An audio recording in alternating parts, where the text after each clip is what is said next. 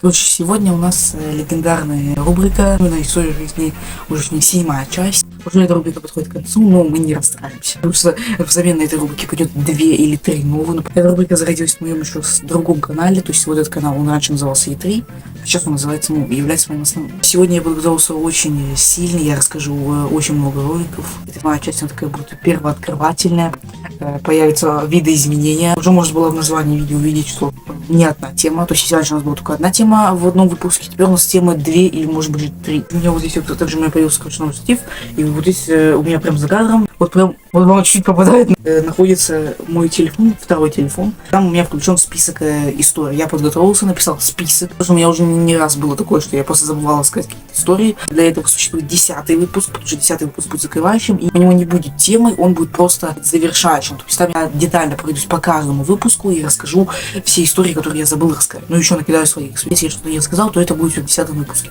Вот, собственно говоря, у меня здесь выпуск. Я не уверен, что смогу его показать.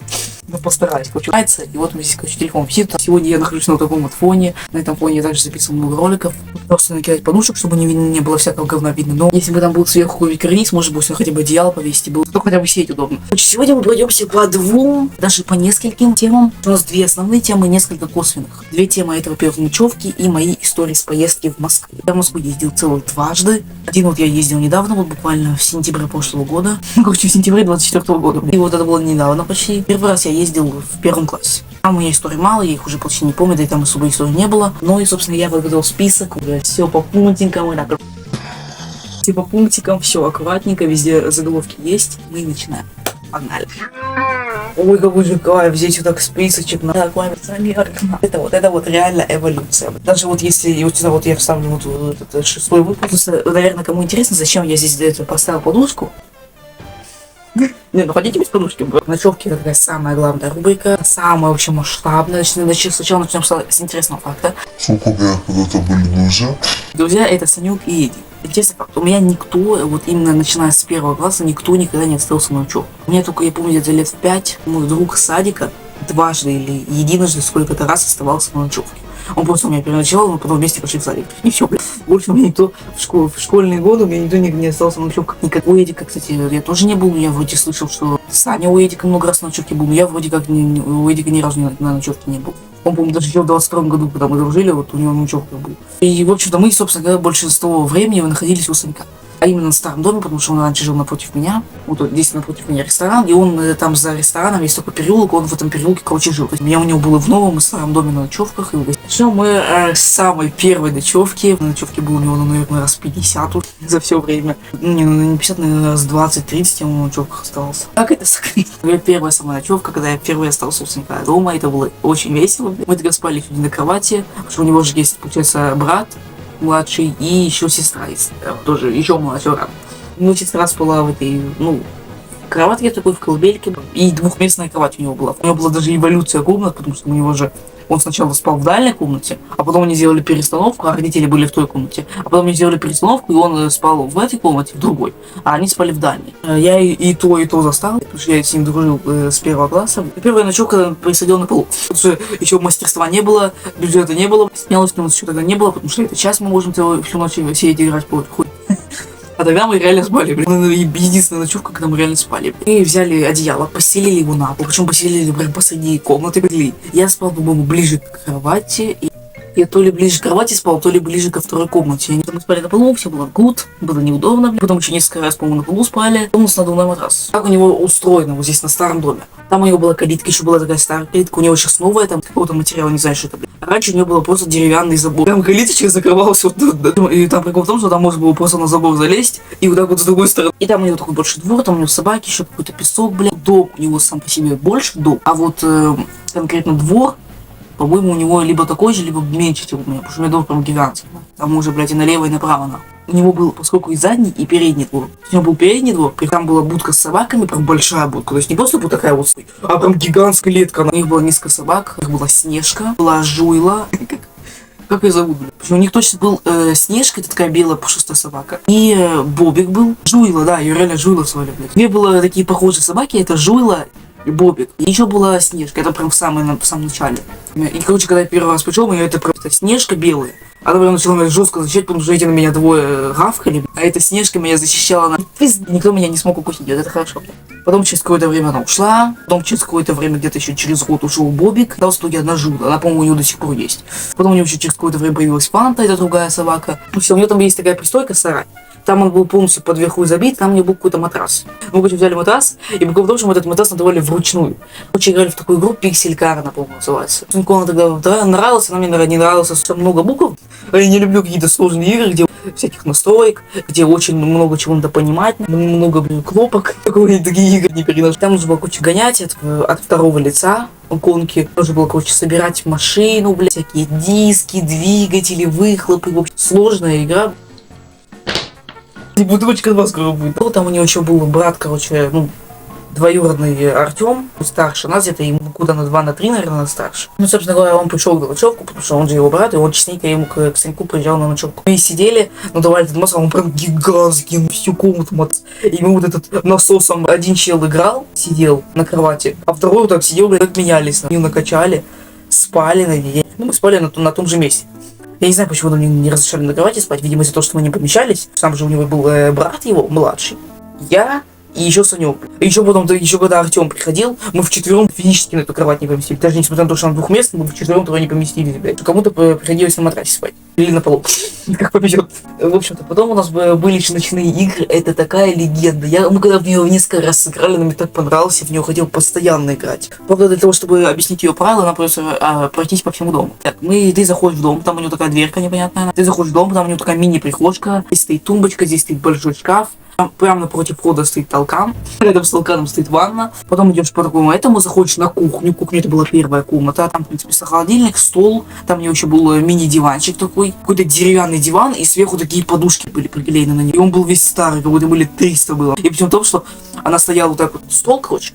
И вот она отсюда вот длилась, и вот так по этой стороне. То есть половину стола она занимала. Потому что половину этой херни занималась какой-то хлам. То есть оставалось только там, ну, буквально 40% этого кресла. И туда вдвоем поместиться даже было сложно. Потом у него еще в более позднем периоде, то есть когда они уже вот за год до того, как они переехали, у них появились стулья. То есть там уже можно было на стульях сидеть, они уже выкинули этот диван. И также во много игр играли. Я, возможно, даже сделаю, например, 8-й выпуск, где я расскажу только про дружбу, то есть вообще про то, как складывалось наши отношения со всеми. Мы во много игр переиграли. Я, наверное, половину игр, которые я сейчас знаю, я узнал их благодаря Саньку. Потому что он постоянно, мы с ним встречаемся, он говорит, что такое, что прикольно, давай, я люблю весь целый день в эту игру играли. У него еще есть эта комната, я про нее уже рассказал. Есть такая вот его большая комната, в старом доме, я имею в виду. Там двойная кровать, потом стоит тумбочка с телевизором, перед тумбочкой все завалено каким-то хламом, еще были шкафы, и еще колыбелька, ну, его сестры. Там еще был стол такой. Он был письменный, но потом использовался как компьютер. Его отец, короче, купил компьютер себе. Он стоял в комнате родителей, когда это была еще Санька комната маленькая. Там стояла двухъярусная кровать, и он спал на втором этаже. Это был, кстати, по-моему, первый вообще мой опыт, когда я, лежал на двухъярусной кровати. Это было, по-моему, даже до того, как я ездил в Москву. Я же когда ездил на поезде, там же двухъярусная кровать, и я тогда залазил на двухъярусную кровать. Но я все равно спал на первом этаже. Потому что впервые на второй этаж кровати я залез у Санька. Потом еще у Эдика залазил, конечно, а потом, когда они комнатами поменялись с родителями, там появился стол, он был именно компьютерный. Такой выдвижная штука для клавиатур. И там было много полочек, то есть вот он был примерно по схеме как мой. Чекай, поставили потом. Вот мой стул, не обращайте внимания, тут всякой хуйни. И вот тут всякие полочки, вот там вот всякие полочки, вот здесь вот, собственно говоря, стол, и вот там вот еще сверху полочки. У меня здесь есть вот этот книжный отдел, и там снизу еще ящики. Вот это вот отдел у него примерно то есть была только вот эта вот часть, стол, сверху вот эта полочка, и справа еще вот это вот. И там еще снизу под вот этой вот столешницей был еще выдвижной ящик для клавиатуры.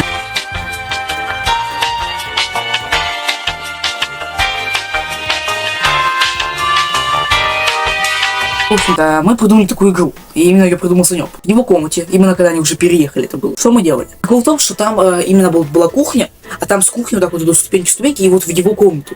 С комнаты, именно между кухней и между его комнатой, была вот такая вот дверь.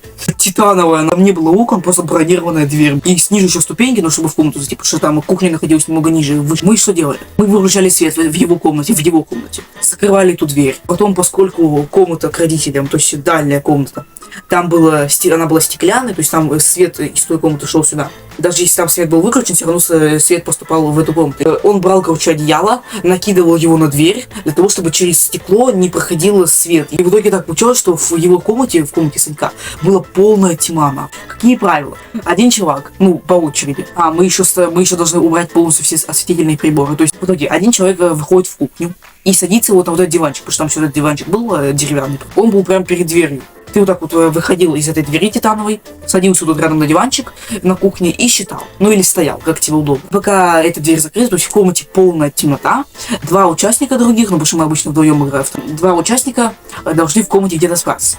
И это, получается, прятки в темноте. Это такая имба. Даже несмотря на то, что там пространство очень маленькое, то есть комната небольшая, в комнате полная тьма. Точнее, он не считает. Короче, он стоит просто, или сидит, он ждет, когда два игрока спрячутся. И когда они прячутся, они кричат, типа, все, заходи. Чел заходит, и его задача в полной темноте только на ощупь найти двух игроков. То есть они должны где-то засесть в таком месте, чтобы их было, не видно. И главная задача ищущего, то есть ведущего, его главная задача найти чуваков только, на ощупь. То есть только руками он должен так везде водить и должен их найти. Это очень интересно было. Мы придумывали очень нестандартные места для пряток. У них, кстати, еще такая кровать, у них двойная кровать, и там такая непонятная структура была, потому что на этой кровати, наверное, складывалась диван. Да и, в принципе, наверное, 90% складывается в диван. И у него она была тоже такая.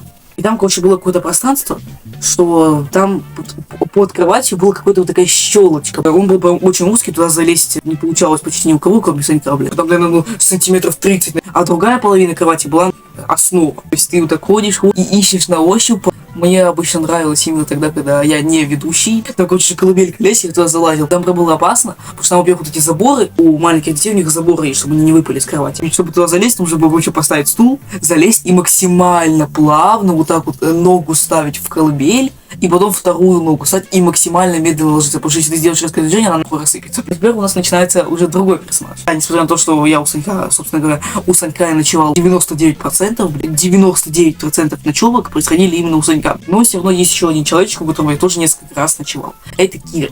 Это, короче, Девушка. бывшая Санька. Это, короче, бывшая Санька.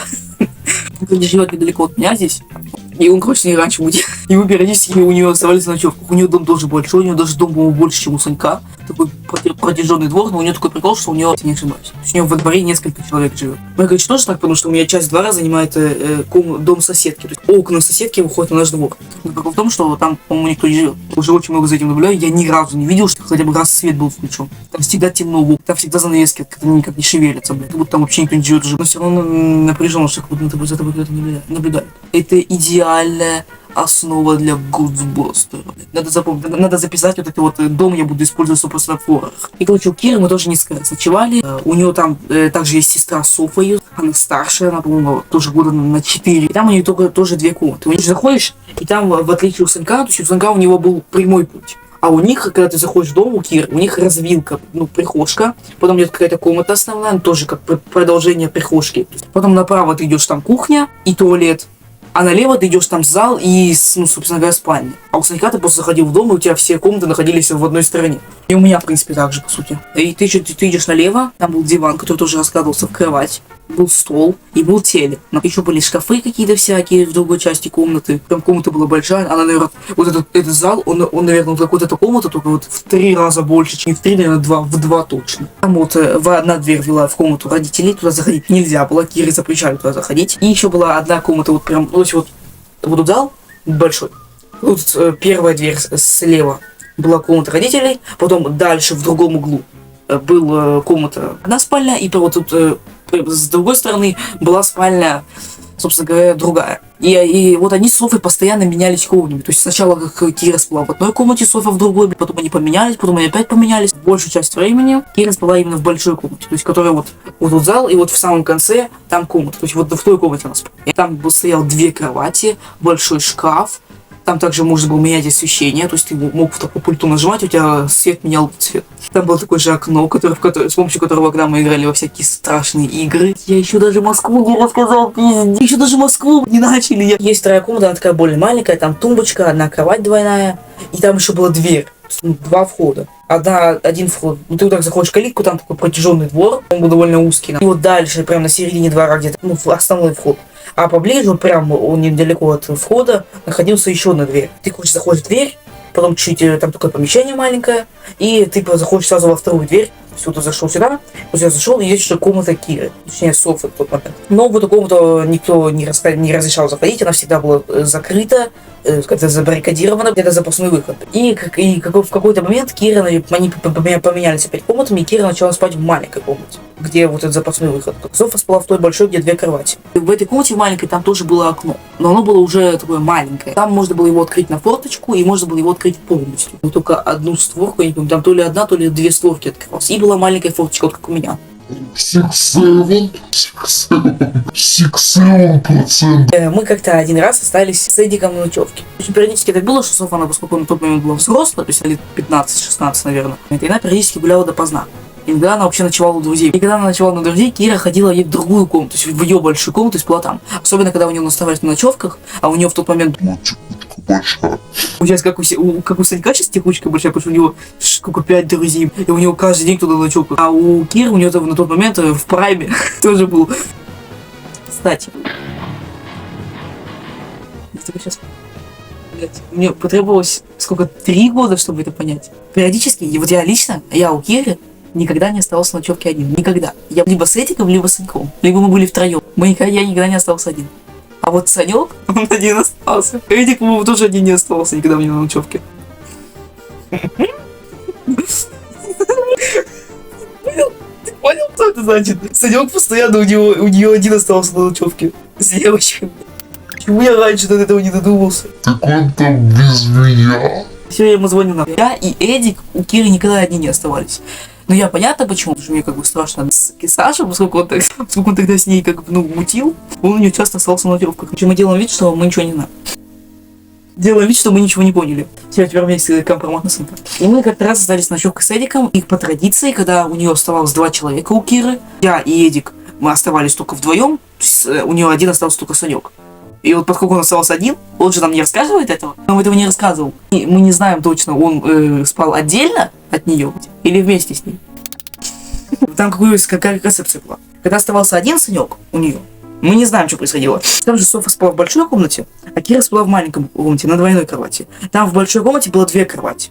В большой комнате было 2 одинарные кровати, а здесь была одна двойная. 2 человека спало на двойной кровати. И вот когда Санек остался один, мы этого не знаем, потому что он нам не рассказывал, типа, как они спали. А вот когда осталось 2 человека, или минимум 2 человека у нее осталось, у Киры, если так повезет, что... Как это происходило?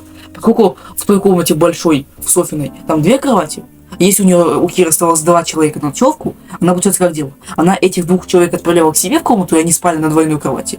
А она шла спать в комнату к Софе. То есть у нее же 2 одинарные кровати, они спали вот так по одной кровати. Или же иногда, когда Софа уходила кому-то на ночевку, она спала просто одна в этой большой комнате. А 2 человека, которые у нее на ночевке остались, они спали там на двойной кровати. А вот когда у нее Санек оставался, я не знаю, что там происходило. Потому что он остался один, блядь, и что там, какие правила, блядь. Короче, мы остались, опять-таки, на ночевке, Кира ушла в другую комнату, а мы с Эдиком остались спать вдвоем, на этой двойной кровати. И мы боялись форточку. Эдик спал, по-моему, ближе к стене, а я спал ближе, по-моему, к окну, или не помню.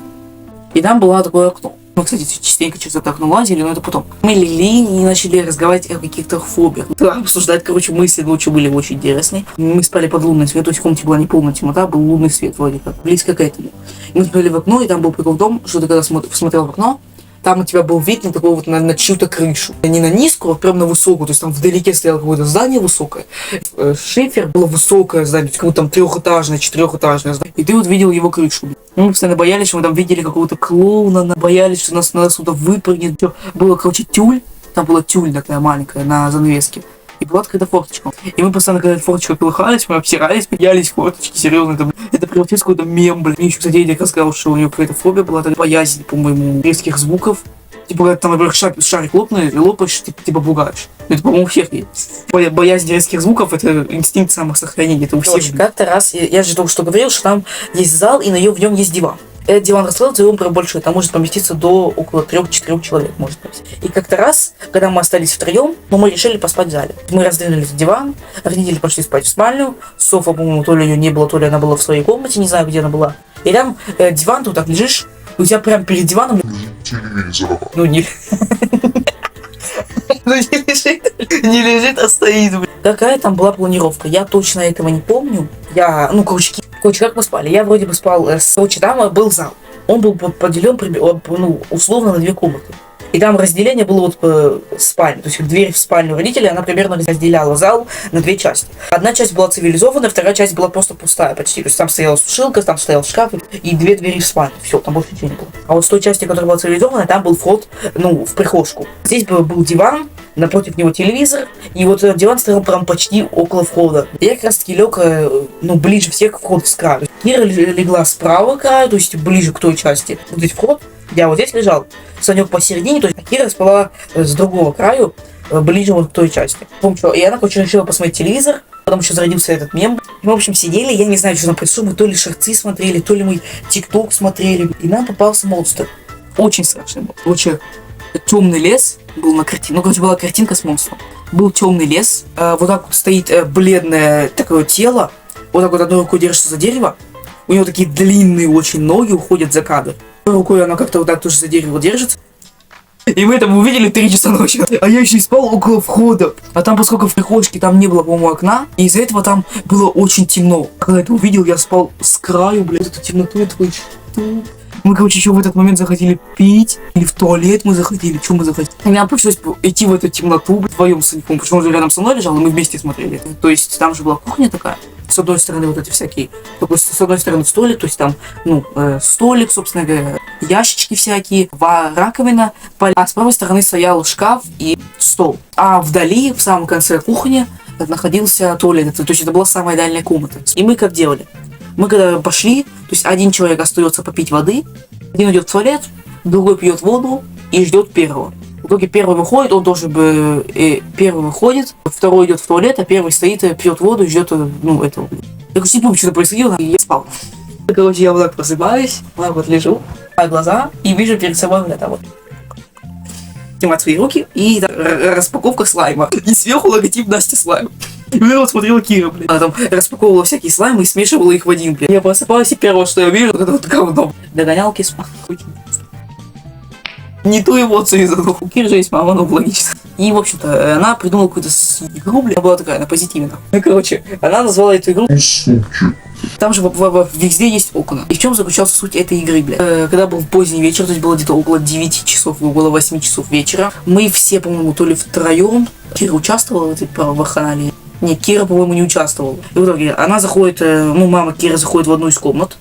И там же есть круговое движение. То есть вот дальняя комната, то есть Кирина. Ты от нее вот так идешь, потом идешь так вдоль зала, потом заходишь в эту большую прихожку, потом заходишь в вот этот маленький коридорчик, то есть прямо перед входом, выходишь в дом, и там у тебя есть целых 2, по-моему, входа в дом. Потому что там есть у Киры окно, и есть у Софы окно. Потому что там перед окном кусты, то есть ты нужно так по кустам пройти, и только тогда ты можешь в окно залезть. И там, короче, может круговое движение, то есть ты мог из дома выйти на улицу, и из улицы через окно зайти в дом обратно. И мы вот так вот играли, блядь. Вообще, по правилам, через окна вроде бы лазить нельзя было. В сути, она, короче, как-то какие-то... Мама Киры начала какие-то рожицы вот такие кривлять, стрёмные. Короче, считает в комнате. В самой дальней, то есть в Кириной. А мы начинаем с зала, так вот бежим на улицу. Потом мы, короче, так ходим по окнам, смотрим, где она. Она вот так выскакивала на нас, выходила на улицу, было еще страшнее, потому что нам нужно было экстренно всем втроем залезть в дом через окно. И мы вот так вот бегали по кругу, она вот так появлялась в окнах, кого-то ловила, вот так забирала. Этот выпуск 7 я поделю на 2 части. Поскольку у нас должно быть 2 группы, я вторую группу не рассказал еще, как можно было заметить, да? Скорее всего, смотрите, как я делаю. У меня уже 50 минут материала, я рассказал, в принципе, все истории, которые я хотел сказать про ночевку. Почти все. Я сейчас рассказываю последнюю историю, заканчиваю этот выпуск, и потом где-то через недели 2-3 у меня выйдет вторая часть этого выпуска. То есть это будет не 7-я часть, а именно вот вторая часть 7-го выпуска. Я уже закончу, расскажу истории с Москвы, расскажу обычные истории. У нее, короче, была собака Шайла, она была какая-то бешеная, короче, такая черная собака с такими вот ушами. Несмотря на то, что она выглядела как машина для убийства, она никого никуда не кусала. Не, она кусала именно своих хозяев. нас именно не кусала. Она нас даже не лаяла. Она выглядела так вот массивно, то есть как машина для убийства. И, в общем-то, мы играли в такую вот игру. Мы должны ее раздраконить, собаку, очень быстро от нее бегать. Короче, там будет такой прикол, что если ты от нее быстро бегаешь, она начинает за тобой вот так бегать по всему дому, да, и пытается тебя захуять. Это очень интересные игры. Ты должен ее раздраконить. Один человек ее драконит, обычно это была Кира, потому что она ее хозяйка, собственно говоря. Ее не жалко. Мистер Поппер, психушка номер 3. Мы брали одну из кроватей, выбирали одну из кроватей, потому что там же у нас было 3 кровати, были одеяла. В чем заключалась суть игры? Нужно было раздраконить собаку. 2 человека, ну или 3, 2 человека, ну или 3, смотря как, сидят в кровати с одеялом. И Кира, ну или тот человек, который собаку драконил, она вот так вот бегает по всему дому. В итоге, в конечном итоге забегает в комнату, где сидим мы. И она то ли ложится к нам, то ли просто так Шайло толкает к нам. И мы должны в этот момент вот так накрыться одеялом. И эта Шайла прям нас атакует, пытается нас укусить. Кого первым укусит, тот проиграл, нахуй. Мы должны раздраконить собаку и все вчетвером лечь под одеяло, чтобы она нас не укусила, нахуй. Начинает от нее отбиваться ногами, блядь. Килька. Блин, скиньте вы бедному человеку на телефон, блядь. Это была первая часть истории жизни 7. Поскольку я не рассказал истории из Москвы, которые я уже подготовил, будет вторая часть. Это все, дорогие телезрители. Всем пока. Я иду отдыхать на вторую съемку. Ждите, где-то через 3 недели после этого ролика выйдет вторая часть. Сейчас я специально для того, чтобы продемонстрировать, убираю все подушки. Все, хочу видеть второй выпуск. Всем пока.